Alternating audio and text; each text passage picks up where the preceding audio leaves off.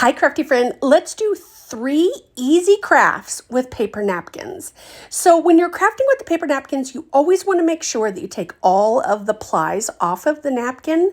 I like to use a little piece of tape and then it'll kind of pull up. Sometimes it tears a little bit, but it helps you, not the front of the napkin, the back, that is, but it just helps you get those off of there so that way you just have that very top layer, and then that's what we're going to be crafting with. So these napkins came from Hobby Lobby, and then this little basket I got at Dollar Tree. And the glue is actually from Dollar Tree also. It's just a spray glue. I think it's actually Elmer's, but you could use any type of spray adhesive. I thought that would be easier to control at this point. I guess you could go ahead and use Mod Podge if you wanted to, but the tip that I'm giving you for this is use a sponge. When you're pushing the napkin down into the basket, I figured this would be a little bit less messy, but also you don't want to tear that napkin. You know, sometimes when you get a lot of glue on your hands, it'll stick to the napkins. So I would suggest definitely using a little bit of sponge. And I just bought a sponge in the cleaning section at the Dollar Tree and then just cut it up. I like to paint with those too, so you get lots of different uses out of those. So you can see I'm just going a little bit at a time. I figured that would make it a little bit easier so we didn't get lots of creases and things like that. Now, something to be mindful is you can see the color of the basket coming through the napkin. So just, you know, if you don't want that color to come through, I could have painted this white, but whatever the primary color of the back of your napkin is, just think about that. Because I was also like, oh man, we could pick up baskets, you know, at garage sales or when we're out thrifting, and we could give them a completely new life by doing this. So just be mindful of that as well. So I was going to just do the outside of the basket, but I ended up doing the inside of it as well. And that was, once I did it, I really liked how it turned out, but I was thinking, oh man, if we just did the outside, we could like paint that top edge, you know, so that it doesn't just like look like the napkin stopped and then there was nothing on the inside. So that's another idea.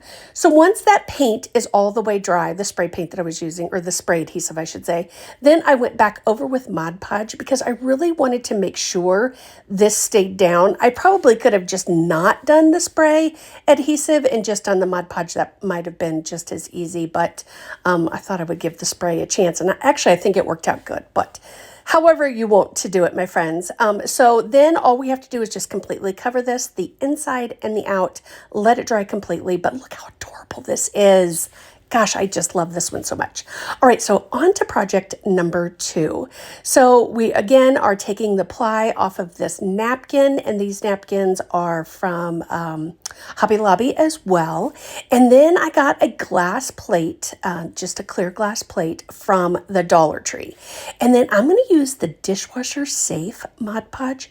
Listen, it's not only till recently that I figured out that they actually had specific ones for that, but I thought, let's take this off. And then when I was peeling it off, I noticed some of the pattern is on that ply.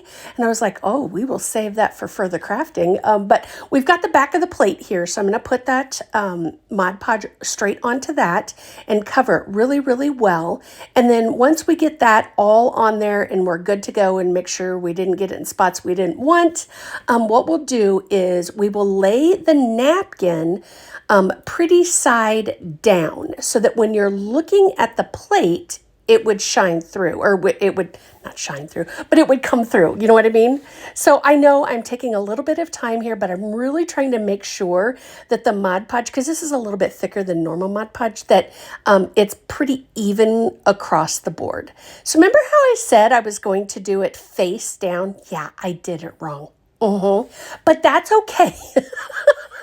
Because it actually came out well. But if you do this, flip your napkin around because, again, it's a little bit muted, but hey, that's okay. I'm here to craft and mess up so that when you guys try it, you go, oh yeah, Bonnie said not to do it that way. But anyway, so I'm just kind of making sure everything is really laid down here. Actually, I should have used a sponge on this part because you don't want to tear the napkin or anything like that. But I grabbed out the brush. I really do think that a sponge would have worked much better right here. So I'm just going right down to the rim that's laying flat on the table right now. And then what we'll do is once this completely dries, so follow the directions. A dishwasher safe Mod Podge is different than regular. Yep. Guess how I know that. So once it's completely dry, we're going to take some sandpaper and we're just going to sand right along that edge. And then we can use this for so many things, for like place settings or just whatever we wanted. I was even thinking with the different size plates that they have at Dollar Tree, you could even do like a tiered tray. But look how stinking cute this one is. Love this one so much. And that napkin, oh my. Okay, so our last one we have is I grabbed some candles from the Dollar Tree and again, taking off that ply on the back of it. These napkins are from TJ Maxx. TJ Maxx is where these came from. So what we're going to do is we are going to cut this down and then we are going to create decorative candles.